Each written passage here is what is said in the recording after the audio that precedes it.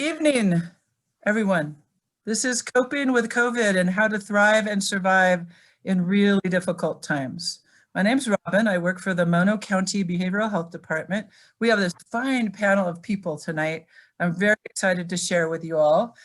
We have a little bit different format than we're used to with the Coping with COVID talk, and there's a couple things. So we'll start off with, we have a bit of an agenda. We have some of these fine folks here to talk to you about all the resources that are happening right now in Mono County that are available to community members. And then we're also going to talk about how we're doing and some plans and different ways that we can settle in and manage what's happening with the holidays that are coming up. We're not taking any phone calls tonight because we do have an agenda, but we really invite you to do the Q&A. You'll see if you're on the Zoom, there's a Q&A there. You can write in your questions or your comments or anything you might want to ask us or add to the conversation. You can do it that way. And also, of course, we're at Facebook Live simulcasting with the Mono County Behavioral Health Facebook page.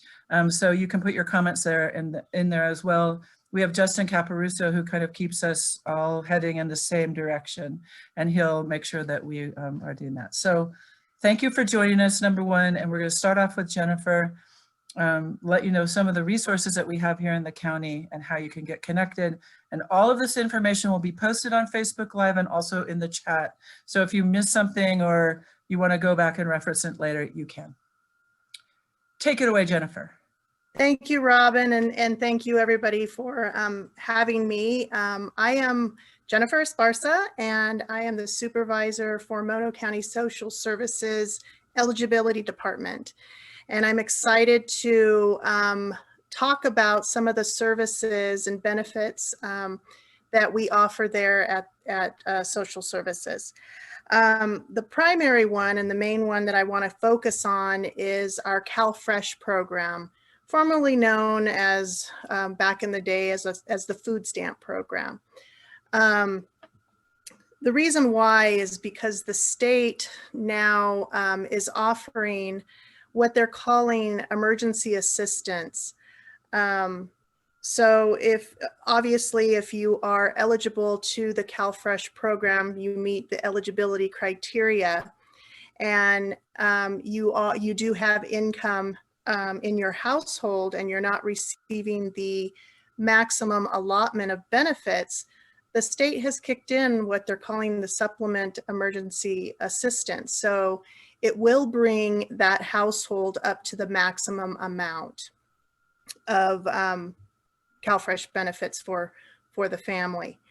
Another program that we offer there with social services is our CalWorks program. That one does have a little bit more stringent eligibility criteria that families would have to meet. Meaning that they would have to have dependent children residing in their household to be eligible for that program.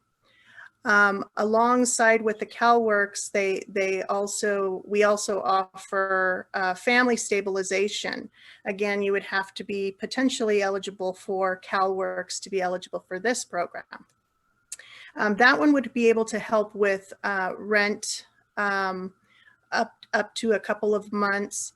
And then we also offer what we call temporary homeless assistance, which is, again, you would have to be potentially eligible. You don't necessarily have to apply for CalWorks for homeless assistance, but you would have to potentially be eligible for it. Temporary homeless assistance is 16 days in a calendar year in a motel room.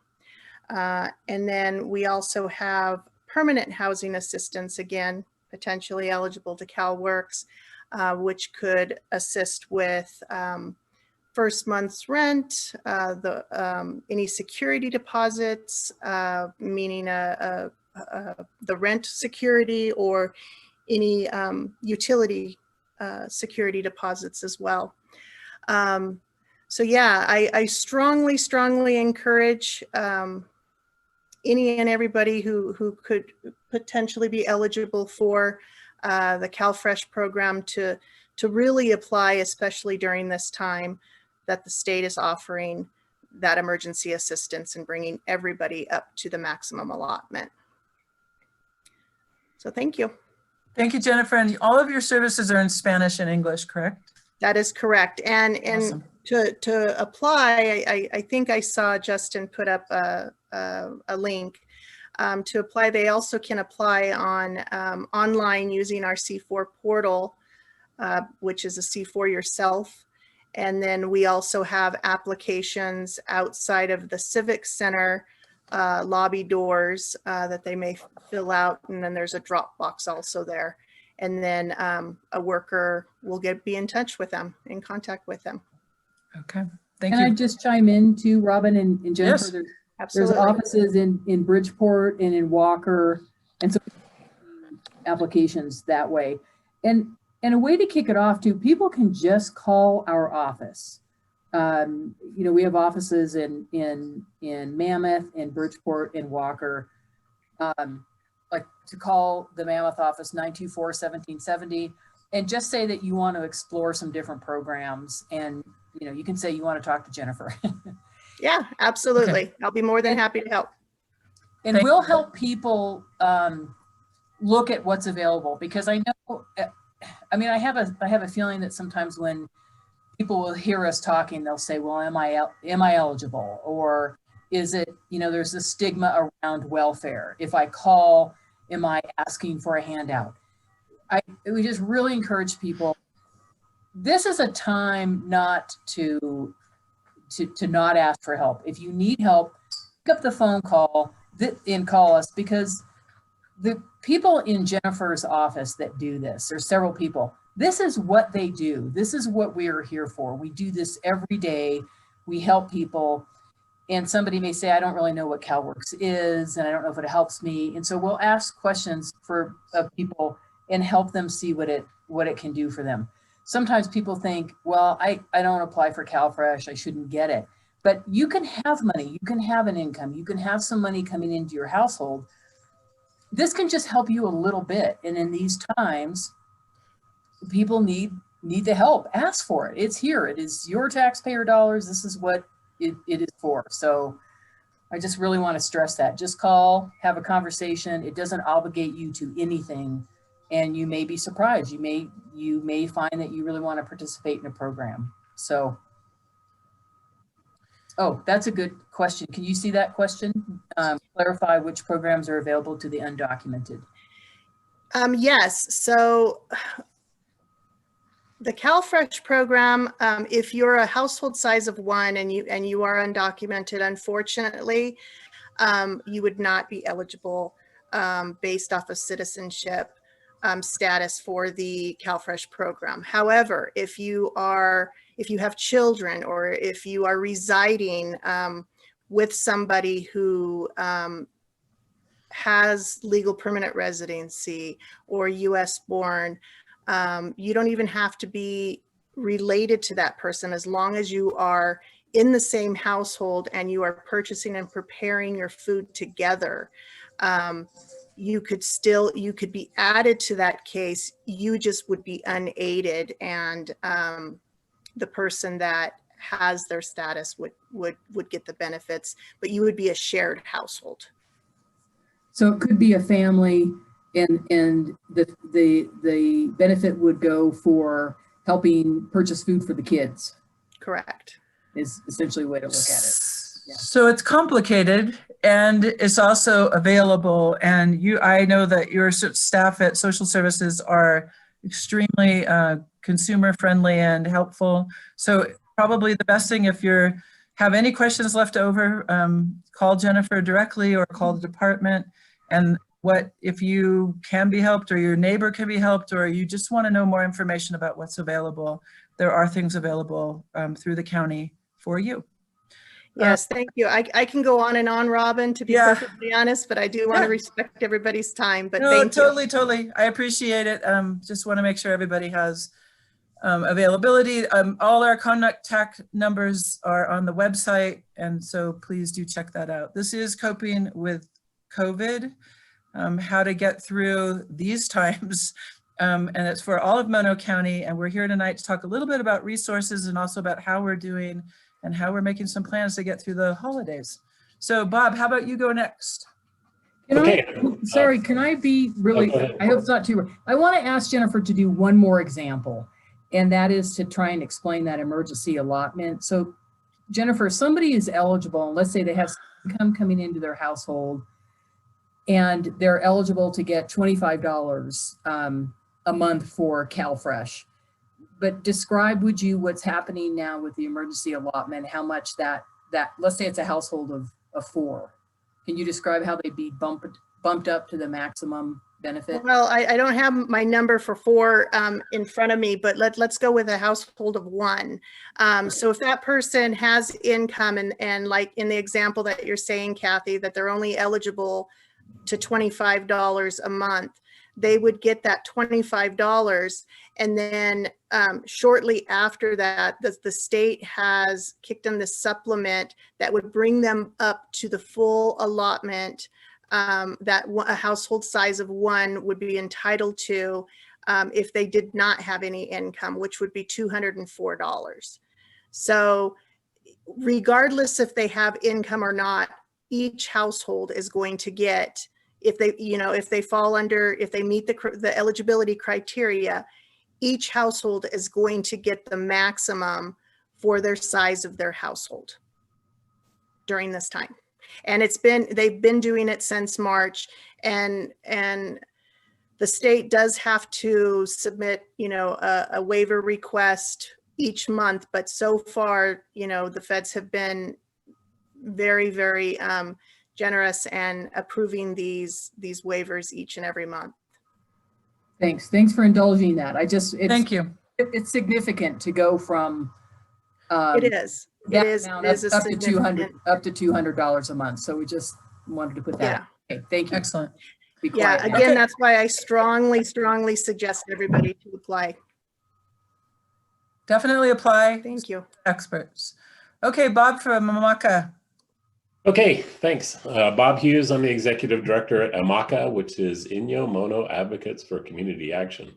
That's why we always say AMACA. So we have several ways that and lots of programs on the food side to piggyback. We have supplemental food. So even if you're on Calfresh, you still qualify for us. We have several distributions. So we're doing 2 currently in Mammoth behind the luxury outlets. And so we're going to do that twice a month. We added a second go round because of the latest closures. All of our food distributions are drive-through, which means you pull up and we put the food in your trunk or your back seat or whatever. You stay in your car and you wear a mask and we all stay safe. And so that's one way. We also work with the county for people that are quarantined and in need of food. We deliver food to get them through their quarantine period. So we've had, unfortunately, quite a few of those lately, and we appreciate everybody trying to stay safe. We also, besides the food, so I'll tell you about where we get food. So we have 2 sources. One of our food banks is the Northern Nevada Food Bank, a great partner, and they provide food to us. And then we also get food from Cow Foods, which is a pass-through of the USDA. So we do have that. Once you've signed up for food, you qualify, and we just check you off when you come through. We have a short form to get food. Like any government program, they want some information about you, and that's about it. But our goal is to provide food. If you need food and you feel like you are uncomfortable with your food situation, come and get food. That's what we're here for. And so we have lots of ways to get food. We get food from the Central Valley of California. We have Foster Farms chicken that we buy direct from. We have a beef ranch we buy from. Sunkist provides food to us. So far, we have had no problem obtaining food. And so if you need food, come and get food. Besides food, we also do utility assistance. So if you need help with your electric, wood, propane, oil, we have that available too. We also have weatherization programs. So there's emergency weatherization too. If you have a water heater that's broken, a furnace that's out, contact us. We can help. We have a preschool in Colville, Lee Vining, and Mammoth. And then we also help with homeless and housing assistance. And then we do operate a low-income apartment complex in Mammoth, Glass Mountain. So I don't see any Fantastic. questions popping up so far. And so your contact information is also available online and in the chat, is that correct? Right, online, just go to our webpage, and that's where we post the food distribution schedules. Okay. So I know that Mammoth is January 5th and January 19th will be the next Okay. ones. In Mammoth, USDA changed, our shipments used to come out of Sacramento, and they moved our distribution site to Chico. And so a little further, and they're still playing with the schedule. We try to schedule our deliveries concurrent with when we receive food, so that when we get produce and things like that, it's fresh. So that's kind of our struggle with scheduling. Just try to make sure we schedule distributions as close to when we receive the produce so that it's still fresh. That's And Bob, Thank you. you guys distribute in Walker, and can you name the places that you do the food distribution? Yeah, we do Walker, Bridgeport, Lee Vining, June Lake, Mammoth, Chalfont, and Benton in Mono County. And then, I mean, we have a few people in like Crowley that we just deliver to too. So no matter where you live, we'll have volunteers. We'll figure out a way to get it to you if you can't get to one of our distributions. Thank you, Bob, very much. You're tuned into Coping with COVID here through Mono County Behavioral Health and other county entities. We're talking a little bit differently this time. We really welcome your questions and or comments in the Q&A section of the Zoom, and also through Facebook Live on the Mono County Behavioral Health page. We will answer what we can. We're not taking phone calls tonight because we have a little bit of a different format and an agenda. So we're gonna next go to Christy and Duncan, and they're going to talk to us about a donation idea that they had, and then how it grew and blew up and how we can all support them. And that's just one example of how our community is sticking together and taking care of each other. And in a little bit, we'll talk about how we are doing and how to get through these holidays when these are very tough times for so many of us. Christy and Duncan, hi. Hello. Hello. Let's hear it. All right. So I'm Christy. This is Duncan. And I don't know, I guess we were just thinking this holiday season, we wanted to be really conscious about how we were spending our money and being sure that if we were going to purchase something, that it was also a give back, had sort of a give back tie. And so when we were thinking about gifts for our clients, we were like, oh, okay, well, we'll buy restaurant gift cards, and then realized that the employees of the restaurants are really the ones suffering, and thought, okay, we'll buy restaurant gift cards and then give the restaurant gift cards to employees of other restaurants, so then they can use them to buy meals for their families. And then we decided that probably much like us, everyone is sort of looking for an outlet to give back, especially in our community. So we started a GoFundMe to see if people wanted to participate and join in the cause. And much to our disbelief, we were assured in our thought process, but we've raised almost $8,500 for our community, which is incredible. We're just like in such awe. And it's just been amazing. So people are definitely wanting to give back to the community. It's obviously been a fairly easy thing on our end to set up. So we would definitely encourage anybody who has an idea like this to go for it. But we're just, this community has embraced us since day one, and anything we can do to help lift everybody up. We're all kind of in a weird spot and, and hurting. And I think the give back portion of it too has sort of helped me get out of my own head during this time. It's just, you just kind of sit and stew and wonder how you can help, how you can be better and do better. And so it's helped us a lot too, to get out of that space and sort of give us a little bit of light. So I would encourage anybody who's looking to get out of their own head to try and find a way to give back.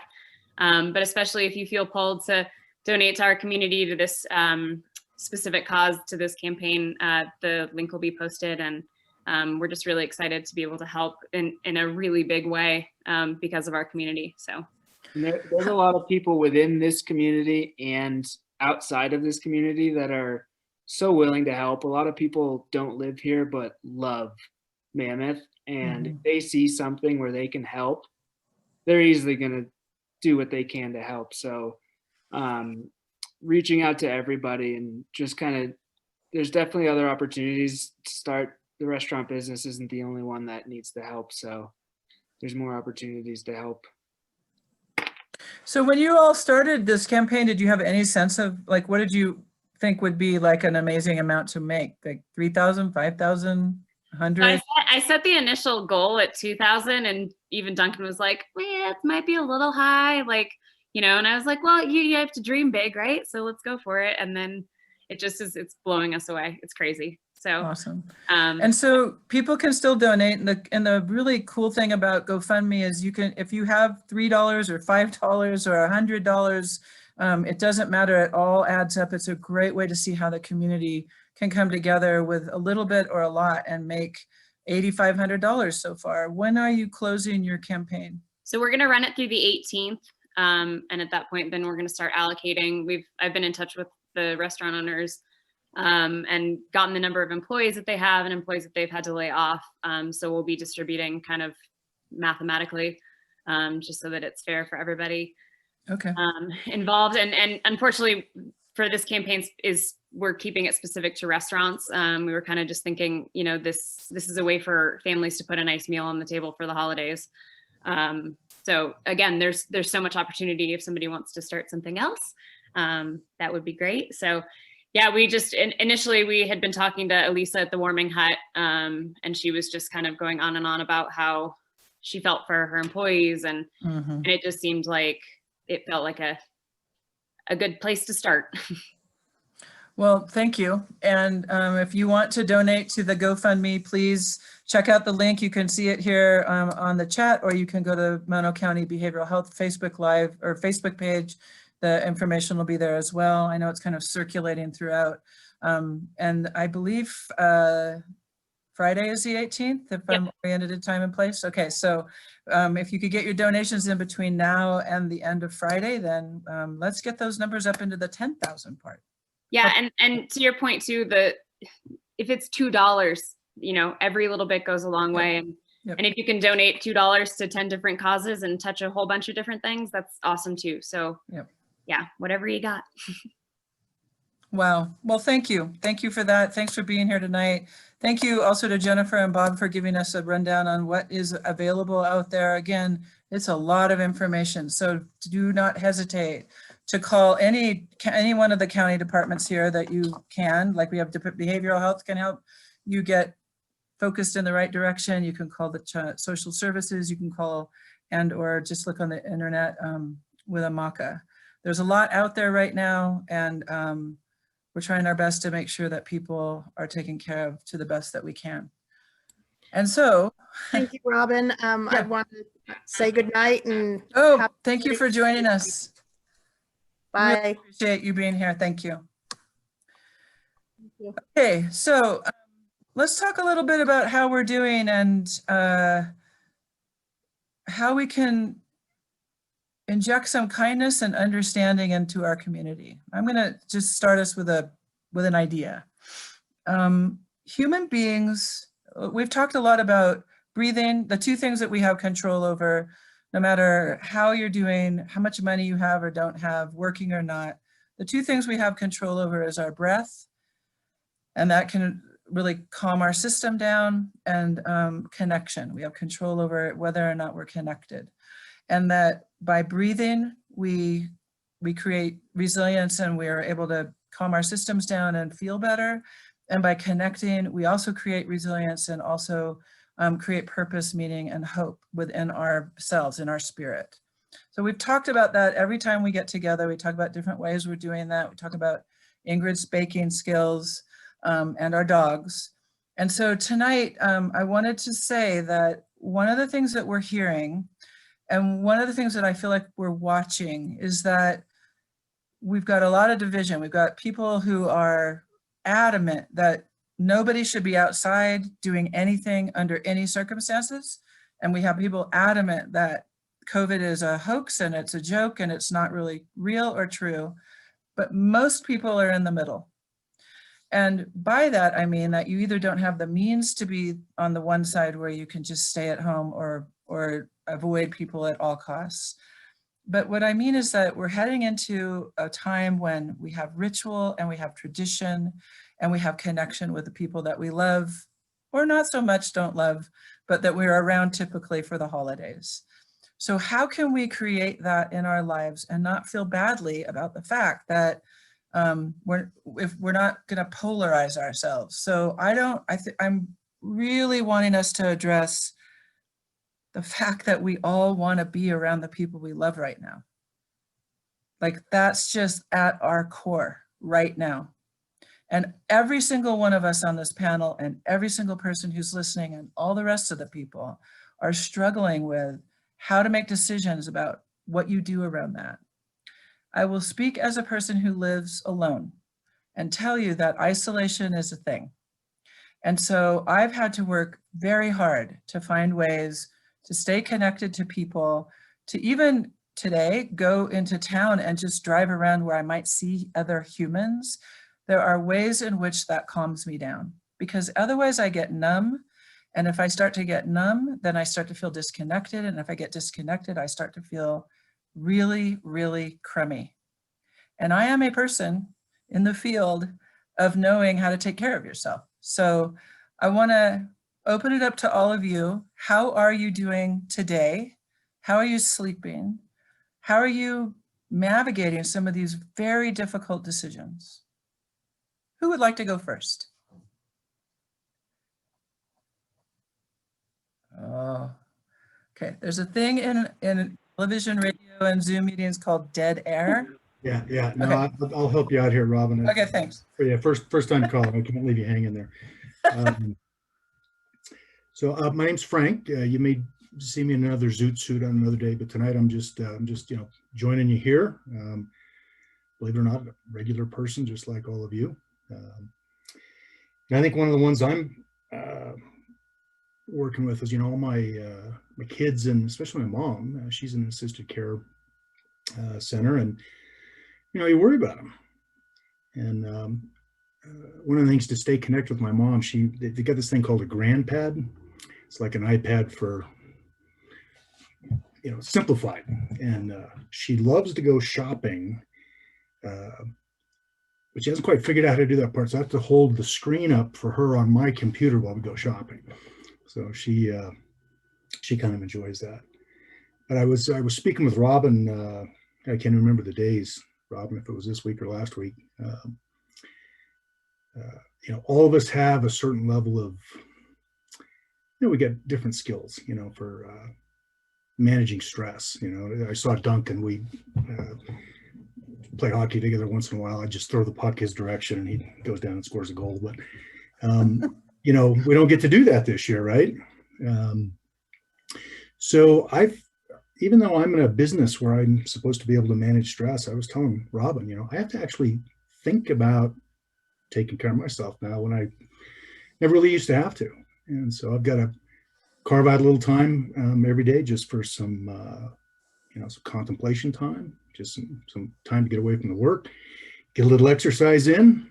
I think it's probably more for my mental health and my physical health, and I go fast enough on the elliptical to probably, get that part of it. But I think that's been the thing that I would share and that I'm taking away and learning at the same time is you got to really think about taking care of yourself in ways that maybe you haven't. This is uncharted territory for all of us.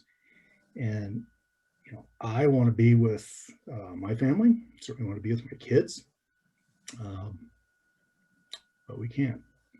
And if we can't be there, do the best you can to stay connected. And if you are going to get with your family, there's safe ways to do it. There's smarter ways to do it. Think about them. If they're high risk, give it an extra thought.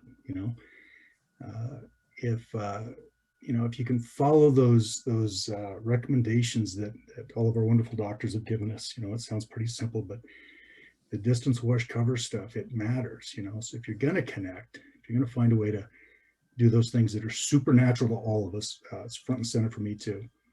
Be careful about it. We want to see them next year too. So completely normal. I'm feeling it. I'm sure you are too. And then be good to yourselves too. It sounds silly, but you got to sometimes think about taking care of yourselves. I know I'm having to work on it. Thank you, Frank. We have a Q&A here. We're not taking phone calls tonight because of the amount of panelists that we have and just the agenda, but we'd love to hear from you if you have ideas or thoughts or questions or how you're coping, how you're dealing with some of these hard decisions. And this is Coping with COVID. And thanks for joining. Ingrid, did you have your hand up? Well, I did. And then I was also waving goodbye to Cassandra because she messaged that she had to go. But you did ask how we're sleeping. And I splurged on myself and bought the new Apple Watch, and it has a sleep app. Turns out I'm not sleeping very well. I do experiments, whether I exercise, whether I have a glass of wine, whether I don't have a glass of wine, what time I go to bed. I'm not sleeping very well. I do sleep better if I exercise. So I do make a point of getting out and doing something. And we have that advantage of living here where we can go out and do something. And go out in the snow and ski, or my skinny skis are getting a lot more workout than my alpine skis are this year. So thank God for my backcountry skis. But yeah, sleep is a hard thing. I usually sleep great. I fall asleep right quick. And I think it has a lot to do with being a 53-year-old woman too, waking up at 3 a.m. But I'm working on it. So the sleep app is as annoying as it is. I make a point of using it every night. It's telling me something that I didn't want to hear, but I'm working on it. It's teaching me about my sleep habits. So sleep is hard. Sleep used to be easy, but right now sleep is hard. Yeah. Who else?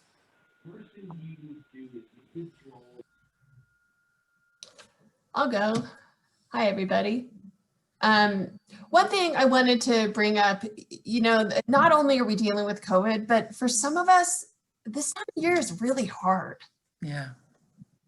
So, what I tell myself all the time is just, you got to light and work hard to make the connections. And grateful that that's a skill that I've had to develop on my own for this time of year. And yeah, it's definitely helping me this year. Just, it's like, hey, what can all the stuff we've talked about here, what can I control? Can I get outside? Can I just take a few deep breaths? Can I do kindness meditation? Just something to bring myself back in the moment and look around and be like, I'm okay right now, and I'm going to get through this. But it's hard to say that when you're hearing from people in the community who are really, really hurting, and we know, to hear from business owners who just like, how are we going to get through this? And it's like, well, we're going to. It's not going to be easy though, but keep looking for the light. And starting soon, the days will be getting longer. You bring up an interesting point, which we live in a culture that really values happiness and doesn't know how to talk very easily about the things that are the toughest. And one of the reasons we put this together in the very beginning was that people need to know that that their community members, that would be us in this case right here, people are struggling, we're struggling. We want to face that hard stuff head on and face and talk about it as much as we can, articulate our emotions and our feelings, because that's how we get better and that's how we stay connected.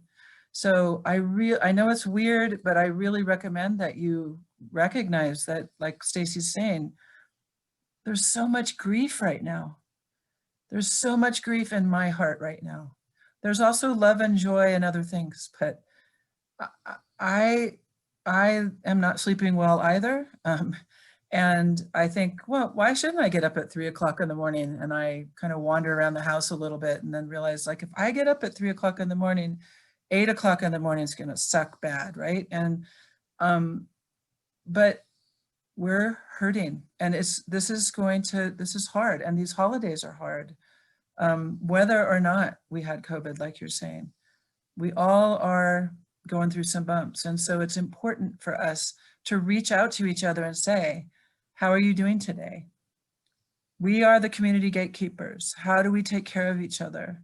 How do we do that as we reach out, we reach in? Because if we wait for people who are struggling to reach out, sometimes people get to a spot where they can't. So I think it's important to take care of all of us, right? How's it going? How are you today? It's okay to say I'm having a crappy day today, or I'm having a good day today. If somebody asks me, how are you? I kind of stand there and I go, well, you know, got a few hours. So how about the rest of you? I'll go. Okay. So I think Christy and Duncan, what you guys did is amazing. And we have found, especially having kids, that this time of year, especially this year, we have been blessed this year. And so we have used the opportunity to really refocus and redirect our sort of sadness and anger and all of those emotions about what's going on now to try and find ways to give back. And I know it sounds cliche, I guess, but in a way it's also, you know, deflecting from us looking inward and having to deal with things. So it gives us the opportunity to also, you know, focus on other people and not so much on what's going on, you know, and lingering on our own issues internally. So that's been good for us and also for the kids. And I found that to be really helpful. And there's just so much need out there right now. I think now more than ever, you know, we're talking about $2, $3 here. Any little bit makes such a big difference. And so it's really a really good time for people to kind of get involved in sort of giving back at any level that they can, which is great. I will say, I think that the, you know, the days being shorter is a challenge. The darkness is a challenge, especially with kids, I think too, you know, their outside time is limited.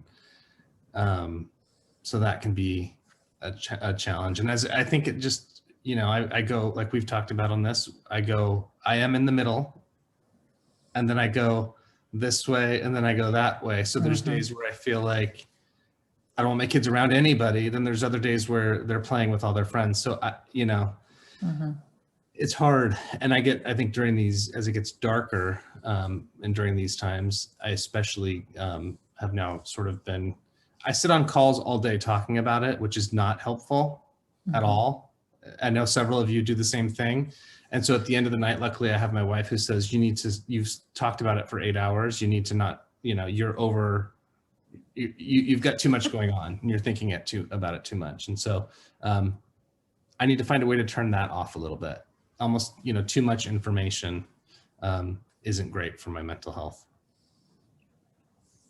Absolutely. Who else? Oh, I'll go, Robin, to build on what Justin was just saying. You know, I think for me, I do find at the end of the day, after I've been thinking about and talking about COVID, and then I'll turn on the news, and then there's more of that. And so it's been really good to just sometimes say, okay, just stop and turn it off. Yeah. And a really good diversion is pets. You know, you're talking about your dogs, and I recently got kitties, and that has been a really great diversion. They're a little matched pair, they're siblings, and to watch them running down the hall and jumping over each other and running around the couch, it's just, I'll focus on thinking. I'll find myself sometimes looking at that, wanting to enjoy it, and I'll find myself thinking, drifting back to work and thinking about things and needing to work on myself to say, no, just be really present and be here and watch that. One of the simplest joys in life is pets. They're incredibly entertaining. So I'm really focusing on that. They give me a lot to look at and to chase after when they start sharpening their claws on the couch and other places that they should.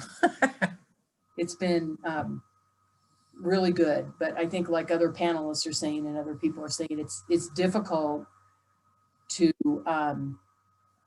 make yourself stop and make a conscious effort put your brain on suspense and not think about COVID every day, every minute of every day. Easier said than done. And Kathy, I wonder, unfortunately, the Mountain View fire has shifted your focus at work as well quite a bit. And I wonder if, that is, providing, doing what you do to help those impacted at that fire. Does that help take your mind off of it?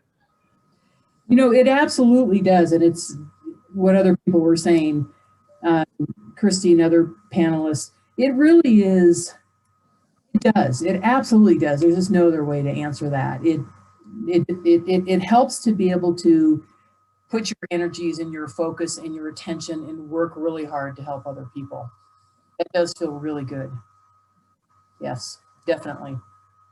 And sometimes it's frustrating because you want to do more and you don't always have the most direct tunnel, the most direct way to help. So it can be frustrating, but it is a way to put my full energy and attention into that. Definitely. I feel privileged to do that work.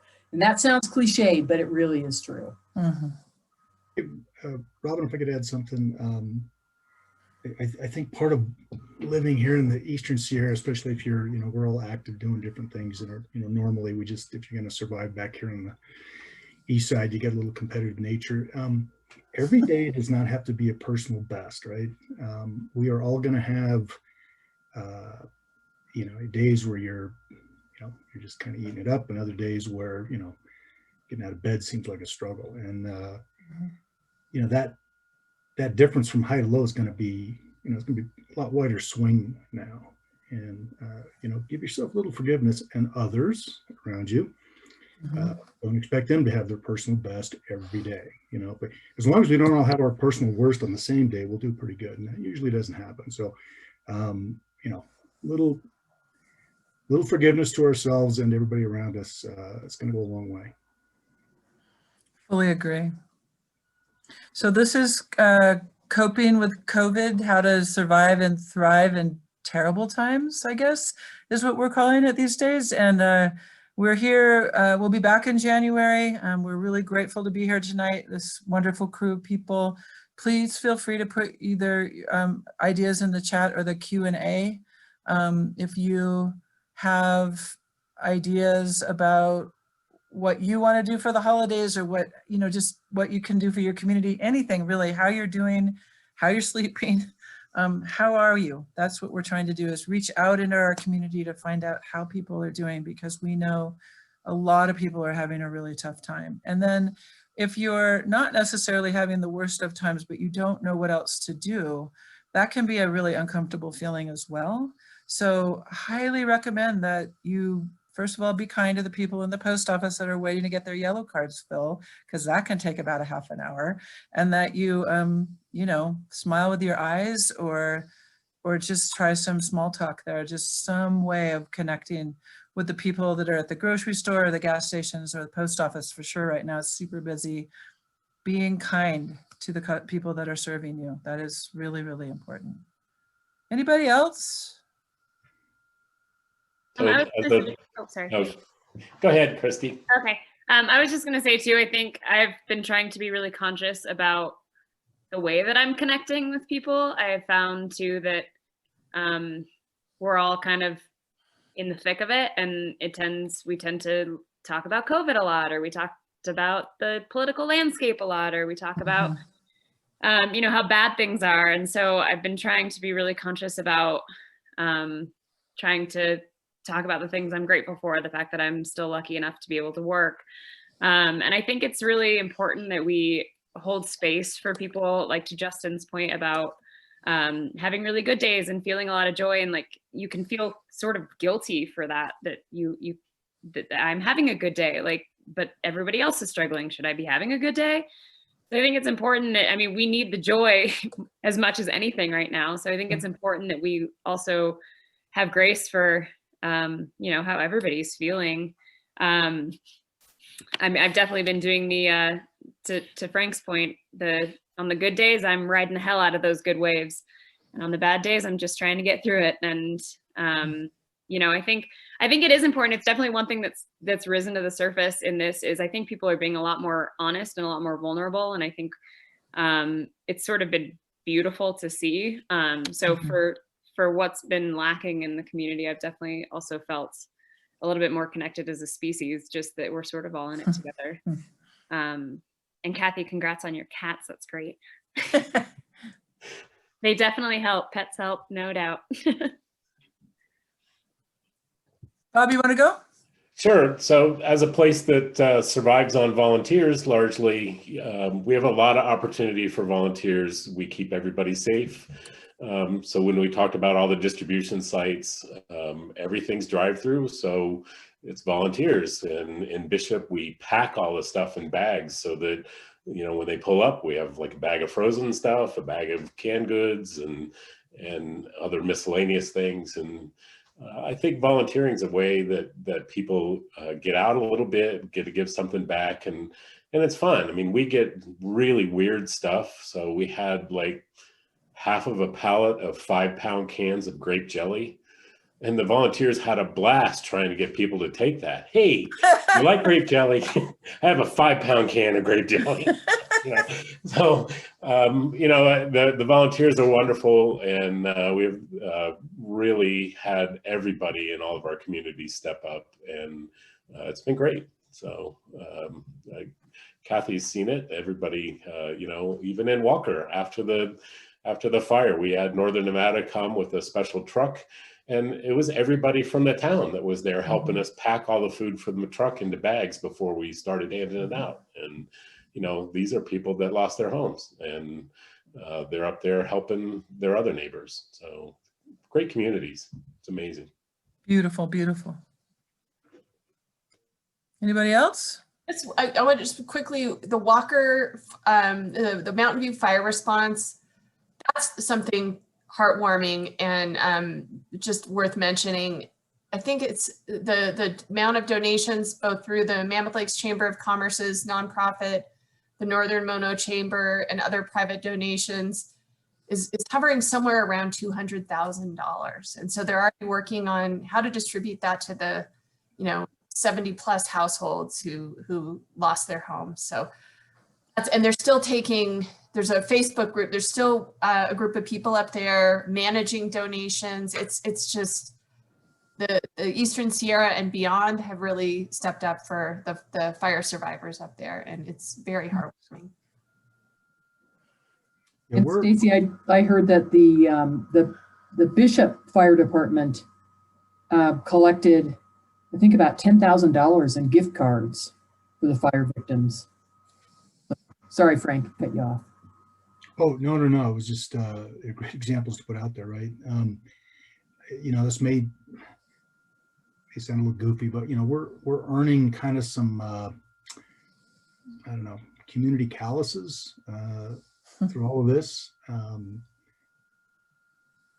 Eastern Sierra, yeah, people hear it, oh, it's a special place. And a lot of people mean that in almost kind of a postcard sort of way. But, you know, for you that are, you know, here, we're living it.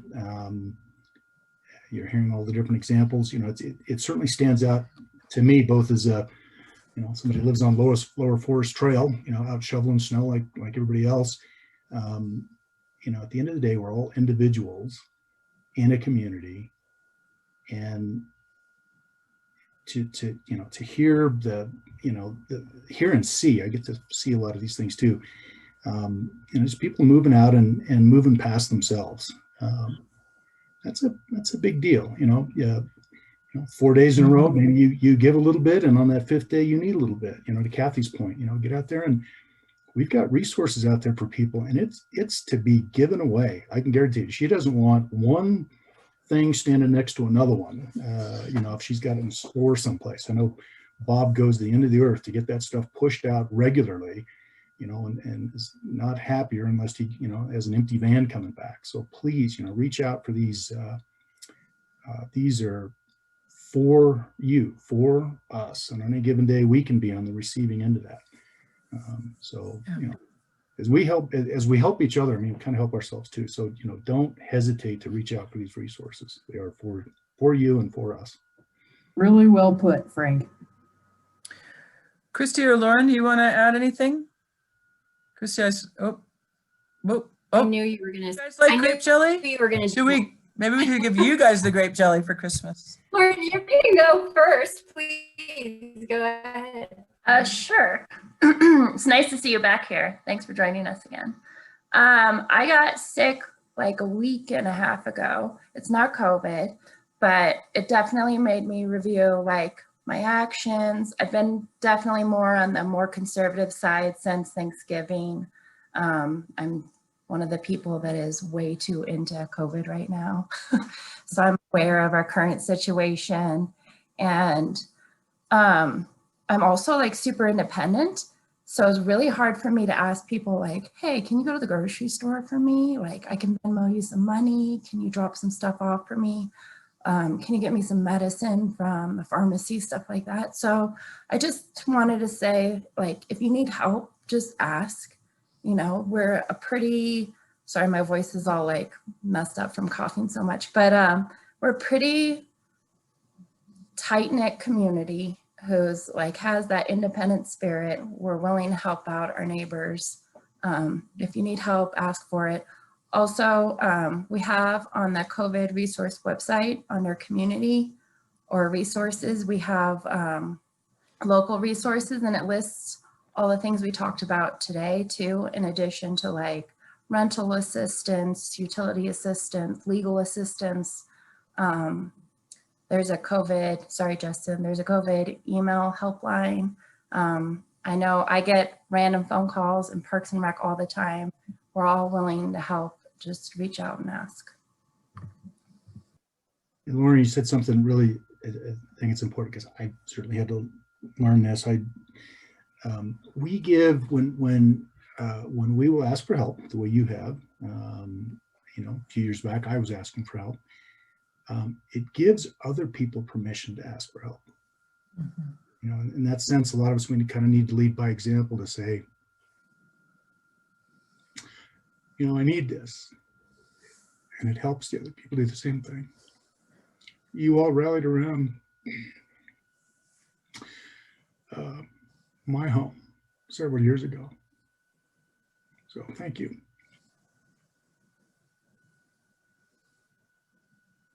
You're welcome. Well, I'll jump in on that, Frank. You guys, emotional.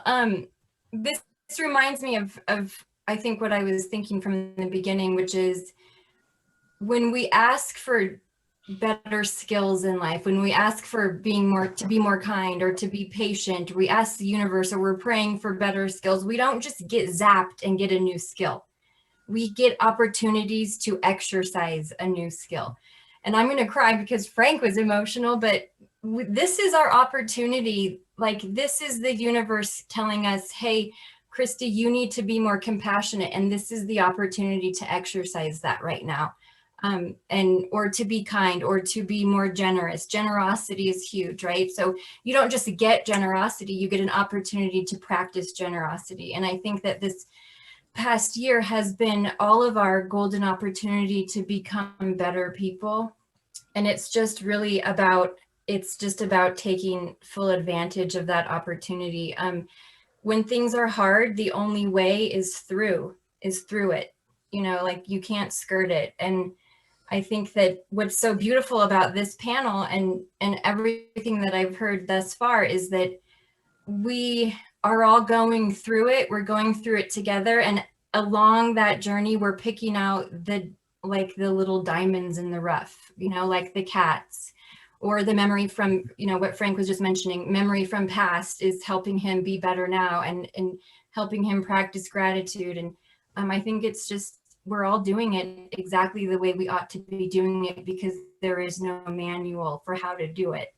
And so I appreciate hearing what everyone's saying. And I am humbled because I'm not good at always exercising the good skills. So I'm thankful for the opportunity to do so. And I spend a lot of time by myself. Like I end up bugging myself a lot. And I just feel like getting outside of yourself and being around other people, even if it's through a platform like this, is so important. Like Robin knows, like I can be so annoying. Like I am alone and I'm just like, why am I thinking that? Why why can't I make up my mind about anything? And maybe it's just a product of the environments we're all in right now. But the point is reaching out and looking for those little, like the little pieces of joy. They do exist, because otherwise what's it for, right? There is purpose, and the purpose is the little pieces of joy,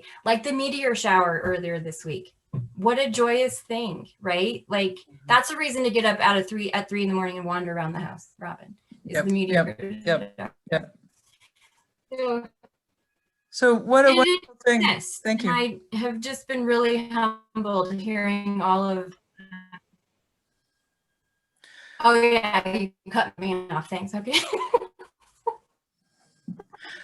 Like, So- Robin, one thing Christy said that is, I think, so important that it's all, it actually was all really important. Thank you, Christy. But nobody has been through this before. Not Frank leading our emergency operations center for 9 months, not the doctors, not your neighbors, not the anti-maskers, not Governor Newsom. And I think we're doing the best we can, and you know, there's some grace in that, and just remembering that. I'm on a board of county supervisor, you know, and the like complaint level can ratchet up really loud, you know, and then there's always a person will say, you know, the state's doing a pretty good job for never having to deal with this, never, ever. So I think we're doing a wonderful job.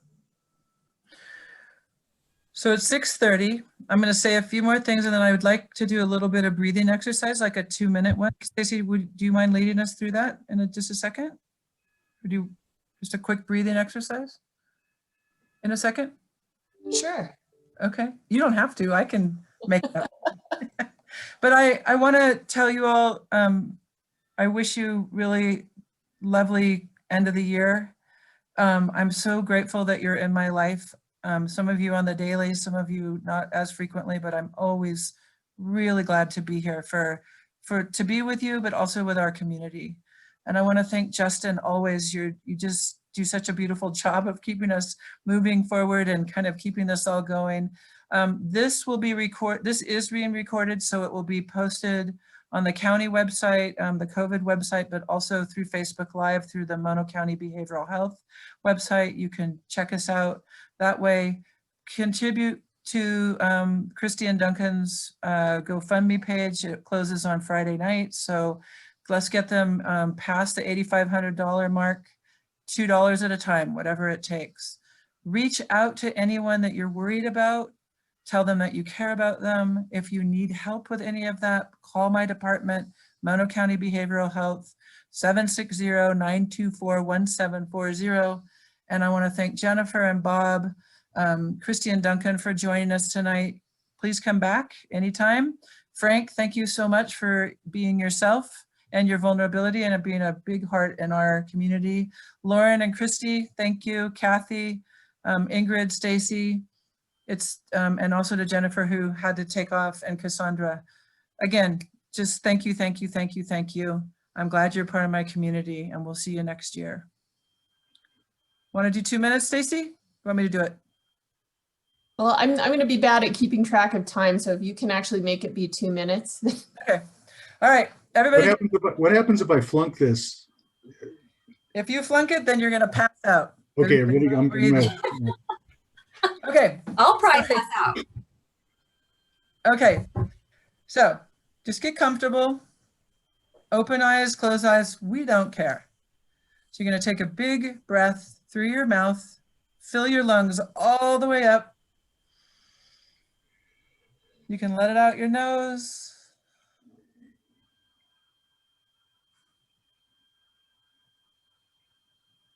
Another one.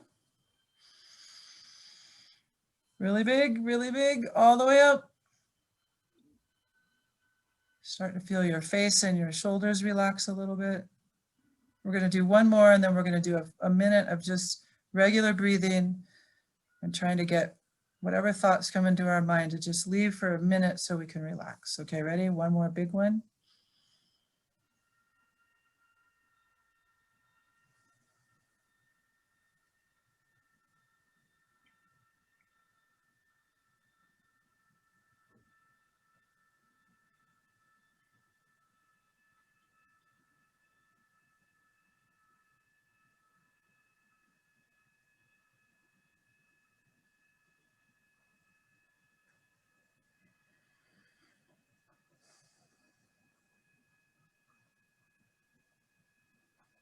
All right.